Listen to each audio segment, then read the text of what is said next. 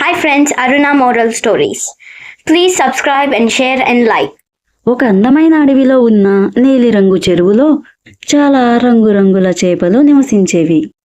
ఆ చెరువు జలజీవులతో కళకళలాడుతూ కనిపించేది.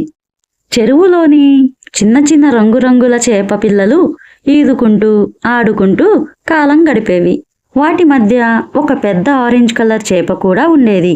ఆ చేప చాలా తెలివైంది. చిన్న చేపలకు మంచి మంచి సలహాలు, కథలు చెప్పేది.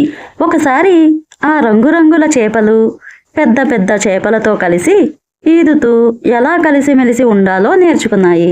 వాటికి పక్కనే ఒక పెద్ద తాబేలు కూడా ఉండేది. అది రంగురంగుల చేపలతో ముచ్చట్లు చెప్పేది.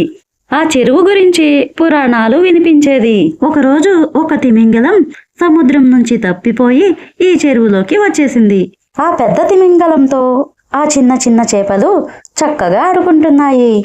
ఆ చిన్న చేపలు మొదట తిమింగలాన్ని చూసి భయపడ్డా, తర్వాత అది ఎంతో దయమయంగా ఉందని తెలిసి అంతా స్నేహితులయ్యాయి. ఒకరోజు ఓ పాము కూడా ఆ చెరువులోకి వచ్చింది. మొదట అన్ని చేపలు ఆ పామును చూసి భయపడ్డాయి. కానీ ఆ పాముతో ఒక రంగురంగుల చేప ఇలా మాట్లాడింది.